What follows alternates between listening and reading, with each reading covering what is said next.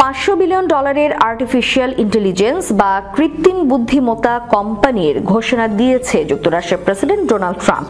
কৃত্রিম বুদ্ধিমত্তা অবকাঠামো উন্নত করার জন্য টেক্সাস ভিত্তিক প্রযুক্তি সংস্থা ওরাকল, জাপানের সফটব্যাংক এবং চ্যাটজিপিটি নির্মাতা ওপেন এআই এর সঙ্গে 500 বিলিয়ন ডলারের যৌথ উদ্যোগের ঘোষণা দিয়েছেন তিনি।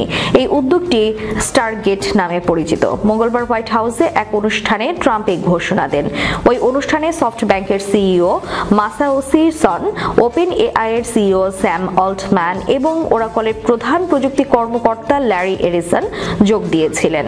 হোয়াইট হাউসে এই তিন কোম্পানির কর্তাদের পাশে দাঁড়িয়ে ট্রাম্প বলেছেন, পরিকল্পনাটি আমেরিকার সামর্থ্যে একটি দৃঢ় বিশ্বাসের ইঙ্গিত হিসেবে কাজ করবে। প্রকল্পটির জন্য প্রাথমিকভাবে 100 বিলিয়ন ডলার বিনিয়োগ করা হবে এবং পরবর্তী 4 বছরে এটি 500 বিলিয়ন ডলারে পৌঁছাবে। এই অর্থ ব্যবহার করে বিশাল ডেটা সেন্টার এবং অন্যান্য অবকাঠামো নির্মাণ করা হবে। সফটব্যাংকের সিইও মাসাওশি সন এই প্রকল্পের চেয়ারম্যান হিসেবে কাজ করবেন।